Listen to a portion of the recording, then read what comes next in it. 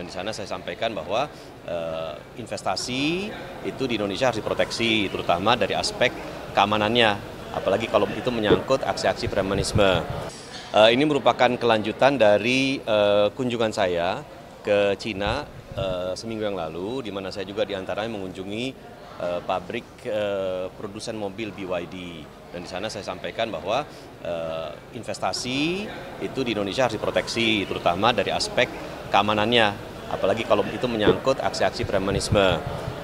Jadi di sini perlu saya sampaikan bahwa bagi investasi, masalah keamanan, masalah penegakan hukum itu merupakan hal yang paling utama. Jadi itu adalah dua prasyarat yang paling tinggi tingkatannya bagi investasi untuk bisa masuk. Bahkan investor sekalipun di daerah yang infrastrukturnya belum terbangun, mereka siap untuk melakukan investasi, ya. Belum ada listriknya, belum ada perumahannya, belum ada jalannya, belum ada airnya, nggak apa-apa mereka investasi, asal keamanannya terjamin, dan kedua juga kepastian hukumnya itu juga kuat. Nah, di Indonesia kita lihat saat ini yang merupakan pendorong dari perekonomian Indonesia itu ada tiga. Satu namanya belanja konsumen, kedua ekspor, ketiga investasi. Nah, inilah tiga mesin utama pendorong yang akan kemudian meningkatkan dan mencapai untuk kita menembus target pemerintah untuk pertumbuhan ekonomi yang 8% tersebut. Nah, tetapi hari ini kalau kita lihat, memang terlihat ada pelambatan dari sisi belanja konsumen karena masyarakat cenderung sekarang berhemat untuk kemudian mengurangi belanja. Kedua, kita melihat adanya pelemahan juga dari sisi ekspor. Ya, ini sisi ekspor bukan karena kesalahan struktural, tetapi karena memang komoditas dunia saat ini rata-rata turun harganya. Misalkan saja CPO, minyak kelapa sawit itu turun, sempat 1.500, sekarang mungkin sekitar 1.300, bahkan ada untuk delivery bulan Juni itu $1.000 per tonnya. Kita lihat juga batu bara turun, sekarang sekitar 95 dolar per tonnya. Kita lihat juga minyak mentah turun, nikel turun. Nikel tuh pernah $21.000 per tonnya, sekarang mungkin sekitar $15.000 per tonnya. Artinya apa?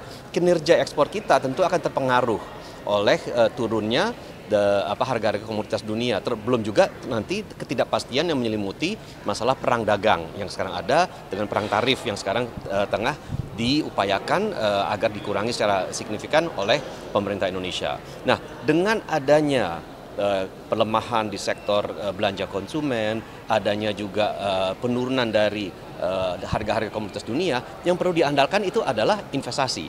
Dan kita lihat tahun ini saja kebutuhan investasi kita targetnya itu kurang lebih 1.900 triliun rupiah. Artinya apa? Untuk menunjang pertumbuhan ekonomi 8%, ini mesin ekonomi kita dari aspek belanja konsumennya, ekspornya, dan investasinya itu harus masuk gigi 4, gigi 5 agar tercapai target 8%. Dengan kata lain, jika ada gangguan terhadap pelaku usaha di sektor investasi, itu sama saja dengan mengganggu target pemerintah untuk mengejar pertumbuhan ekonomi 8% tersebut. Nah, oleh karena itu kita harus segera melakukan tindakan terhadap aksi-aksi premanisme yang sering berkedok ormas tersebut agar Indonesia bisa mengirimkan sinyal yang kuat kepada dunia usaha, kepada pelaku investasi bahwa Indonesia itu tidak akan mentolerir dalam tanda petik aksi-aksi koboi, ya, premanisme yang sering berkedok ormas tersebut. Nah, selain itu juga terakhir saya juga ingin menyambut dengan gembira pernyataan dari Mendagri yang menyatakan bahwa beliau siap untuk melakukan evaluasi terhadap undang-undang ormas, ya, untuk memperkuat aspek pengawasannya. Saya menyambut gembira meskipun saya rasa jika penegakan hukum dilakukan secara kuat dan konsekuen, ya, perubahan legislasi itu mungkin tidak perlu. Yang penting di lapangan pengawasan dan penegakan hukumnya itu bisa dilaksanakan secara konsekuen. Itu mungkin yang bisa saya sampaikan, teman-teman. Kalau contoh kasus dari pabrik BYD di Subang yang sudah dilakukan gangguan oleh ormas ini gimana? Saya mungkin tidak bisa menyebutkan BYD secara spesifik, ya, karena BYD kan merupakan salah satu di antara sekian banyak contoh yang memang saat ini terganggu oleh kegiatan-kegiatan ormas. Kita lihat yang ramai di media sosial menjelang Idul Fitri kemarin banyak ormas yang kemudian meminta THR, memaksa meminta THR, bahkan melakukan pengerusakan, gangguan dan lain-lain. Ya, BYD kan sedang dalam tahap pembangunan yang ada di Subang itu, ya. Jadi secara operasional kan belum berfungsi, tetapi kan lalu lintas dari kendaraan untuk mengangkut material, alat-alat untuk yang dibangun dan selain itu kan juga konon kabarnya mendapatkan gangguan ya. Nah, itu yang mungkin terkait hal yang perlu segera ditegaskan. Jangan sampai ya kita ini punya target investasi yang tinggi tetapi terhalang oleh aksi-aksi yang sesungguhnya bisa kita cepat atasi asal penegakan hukumnya itu bisa dilaksanakan secara kuat. Artinya Pak, ini undang-undang revisi ormas ini salah satunya pengawasan ini bisa menjadi salah satu poin juga ya untuk revisi undang-undang ormas yang nanti mungkin akan bergulir. Ya, saya kira itu kan kewenangannya pemerintah dan kalau memang pemerintah merasa bahwa perlu ada penguatan dari aspek pengawasan ormasnya, ya tentu kami tentu akan mendukung karena kita perlu pengawasan. Kan soal pembubaran ormas kan sudah ada ya. Ormas yang kemudian mengganggu ketertiban umum itu bisa dibubarkan. Kan esensi daripada undang-undang ormas yang baru direvisi itu kan adalah untuk mempercepat proses likuidasi pembubaran dari ormas ke depannya. Nah, enggak. Ini kan kemarin Purnawirawan TNI Polri kan mengusulkan untuk melakukan pencopotan kepada Mas Gibran dari wakil presiden. Nah, ini sebenarnya mekanisme semudah itu gitu Mas? Saya punten untuk pertanyaan itu kan sudah dijawab oleh pimpinan saya, Ketua MPR ya, bahwa MPR rakyat telah memilih dan MPR telah melantik ya pasangan yang dipilih sah oleh rakyat dalam pemilu 2024 ya, Pak Prabowo dan Pak Gibran Rakabuming Raka. Jadi kita berpegang pada hasil keputusan yang sudah ditetapkan oleh KPU RI yang kemudian dilaksanakan oleh MPR dalam bentuk pelantikan daripada Presiden Wakil Presiden. Mas Adi, coba kalau misalnya kita tarik dengan ke PAN ya, ini menjadi momentum nggak sih melihat dari gejolak-gejolak di lapangan seperti ini? Makanya kemarin Pak Zulhas bilang kalau untuk membicarakan lagi perihal Wapres, apa seperti apa kalau dari PAN? Masalah Presiden kan kita sudah menyatakan dukungan ya jika Pak Prabowo ingin maju lagi untuk periode kedua, tentu kita dukung. Tidak lain tidak salah karena PAN itu sudah 3 kali mendukung Pak Prabowo menjadi calon presiden ya, dan alhamdulillah untuk ketiga kalinya kita berhasil ya. Jadi jika Pak Prabowo ingin maju lagi nanti di 2029 dan Pak Prabowo juga mengatakan kita kerja dulu ya, nanti kita bicarakan. Tapi jika beliau kemudian memutuskan untuk maju lagi, tentu PAN tidak akan sungkan dan tidak akan ragu untuk mendukung beliau karena memang sudah ada kedekatan yang begitu panjang dengan PAN. Nah, khusus untuk Wapres, umumnya kalau Wapres itu kan dibicarakan bersama-sama di dalam konteks koalisi yang terjalin gitu ya. Dan dalam pengalaman kami ketika kita memilih cawapres di pemilu 2024 ini, Pak Prabowo sangat demokratis kok. Beliau membuka ruang bagi seluruh partai politik koalisi pendukung beliau untuk menyampaikan siapa yang ingin diusulkan sebagai cawapres. Dan saya yakin bahwa ruang demokrasi itu nanti akan dibuka kembali andai kata nanti Pak Prabowo memutuskan 2029 untuk maju lagi. Artinya PAN juga membuka ruang untuk siapapun kadernya bisa maju wapres begitu ya? Merupakan sebuah kebanggaan bagi sebuah partai jika kader terbaiknya itu bisa maju dalam kontestasi Pilpres. Dan PAN sudah punya rekam jejak, Pak Amin Rais pernah maju sebagai capres, Pak Hatta Rajasa pernah maju sebagai cawapres ya. Ya kalau memang ada kesempatan bagi kader PAN untuk bisa maju, nanti kelak tentu itu merupakan kebanggaan partai. Namun kembali lagi itu kan harus dilakukan diskusi ya di antara teman-teman yang kelak nanti akan menjadi mitra koalisi.